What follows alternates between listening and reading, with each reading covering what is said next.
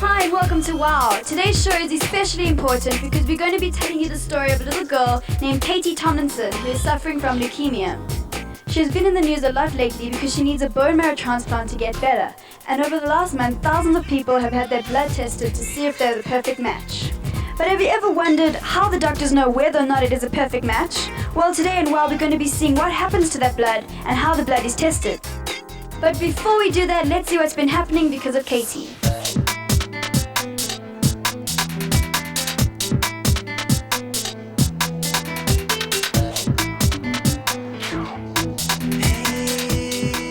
WOW went along to one of the blood drives organised to help Katie, and we spoke to her father about the sad story behind her illness. Last year we were fairly worried about the fact that she was very pale, bruising very easily, and had repetitive infections. And we had a blood test done towards the end of January, and they weren't happy with the results that came back, so they gave another blood test a week later. And the following day we were booked into the shock unit at the Joburg Gen, and that Saturday we found out that she had leukemia. So it was all pretty much of a shock, all happened very quickly. And that was the 8th of February, since the 18th of February she's been in the Joburg Gen probably only 3 weeks out, so she's been in there for nearly 6 months now. And last week we found out that she's relapsed, so we've got our backs against the wall. So why volunteer? Yeah, so you can make a difference. To help other people that might die if I don't donate blood, just to make a difference.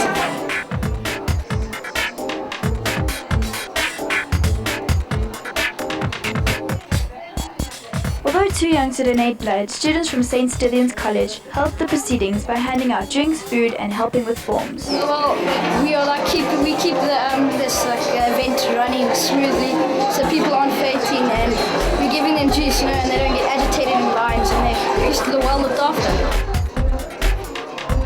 The drive was made possible by the Bone Marrow Registry, which was started by Mervyn Serebo, whose son died from leukemia in 1997. My role began in 1997 when my eldest son died of leukemia, and I discovered soon after he was diagnosed that South Africa didn't have a registry. And although we searched the world, we were unable to find what is called a 6-antigen or perfect match for my son Darren. And after he died in 97,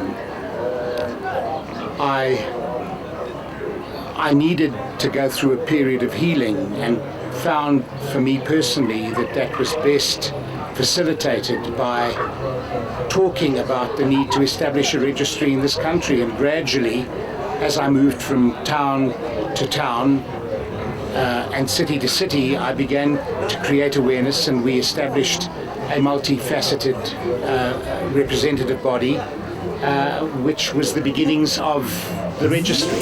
The response was amazing, and the blood flowed in from hundreds of donors.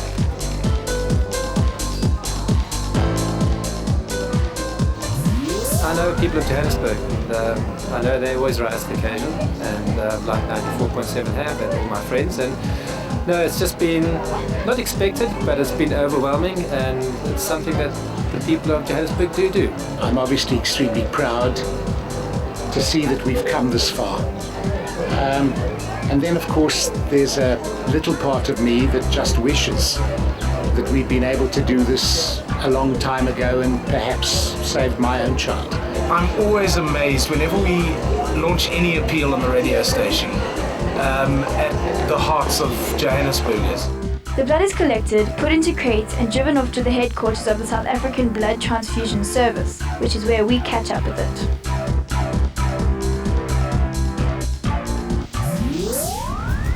Now for the wow question of the week. How much blood is there in the human body?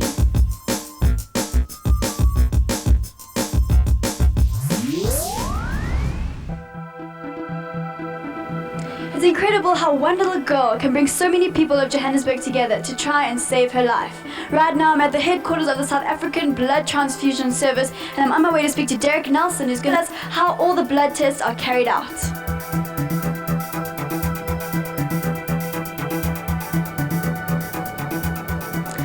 Hi Derek, how are you? That's good. Okay, now I would like to know, the blood has been donated, it's been sent here, and then what happens to it? Well, we're busy with the batch that's just come in from St. Stithians at the moment. When the samples come into the laboratory, we assign a unique number or a unique cell ID to the sample, which just prepares it for the next process of testing. Alright, let's go see the next process of testing then. Okay, so what happens over here? Laura, blood consists of various components like white cells, red cells, platelets and plasma.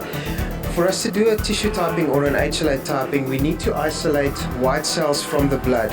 And we do that by adding this product, which enables us to magnetically remove the white cells from the blood in this magnet here. Okay, so this product over here sticks to the white blood cells and like connects to it and causes it to separate magnetically. Basically, yes. Just makes an easy way of taking the white cells from the blood for us then to proceed to the next step of the test. Okay, so what happens then? We suspend the white cells in a salt solution, which enables us to inject the white cells onto the plates. And where are the plates? They're over there, let me show you. Alright, let's go to them. Laura, this machine helps us to inject the white cells onto the plates that contain the antibodies, and this will help us to determine the donor's HLA typing or tissue typing. What is the tissue typing used for? The tissue typing will help us determine if any donor is compatible to a patient that needs a bone marrow transplant or a solid organ transplant. And is that the end of this blood test? No, there's one more step and I'll show you that. Over here we're adding a fluorescent stain to the plates, which will enable us to view any reactions that have taken place between the antibodies and the white cells on the fluorescence microscope. Laura, this is our fluorescence microscope, and this microscope helps us to view whether a reaction has or has not taken place in the plate. We place the plate onto the stage of the microscope and then we pass a fluorescent light through the wells, which will then enable us to see what's going on inside the wells. So how will you tell what's going on? If there is a positive reaction, it will fluoresce red, and that means that the cell membrane of the white cell has broken open. If we find a negative reaction which is green, it means that the cell membrane of the white cell is still intact. Well, thank you very much for talking to us. I'm on my way to talk to Dr. Field, who's one of the medical directors of the National Blood Service, and he's going to tell me what the reactions have been like to the KT Tomlinson blood drive. Hi Dr. Field, how are you? I'm very well, thanks Laura, and yourself? I'm very well. I would like to know about this KT Tomlinson drive and if there's been a big difference with the blood donors, if there's a better appeal because it's been publicized so well, and how it compares to normal days. It's been a very, very big drive. We must have received well over 2,000 samples, not only us, but some of the other laboratories throughout the country, and hopefully from that we'll find a compatible donor. But I'd also like to make the point it's not just for KT Tomlinson. There are many other patients that could benefit from this drive, because the names go onto a registry known as the Bone Marrow Registry, which is housed in Cape Town. And from that, searches can be made for other patients requiring transplants. So if you find a match for someone else, you'll definitely call them up as well? That's correct. They go through a whole procedure from here. Once we find a compatible donor, we would then call that donor in and we would do further tests to check the compatibility. And once that has happened, and then they would be referred to a counseling doctor who would go through the whole process with them, and from there they would decide whether they want to be a marrow donor or not. What is your success rate for finding matches? It's actually quite small. It's about 3 in about 18,000 donors so far. However, I'd like to just make the point, by having this database in South Africa, it then gives us access to the international databases throughout the rest of the world. And from that, we can then have a better statistical chance of finding a suitable donor. And now the answer to the question of the week. There are roughly 6 liters of blood in the adult human body. So if you are over 18, go out there and donate blood. It's for a very good cause. And to Katie and the Tomlinson family, best of luck, and you are in our prayers. Until next time, keep wondering.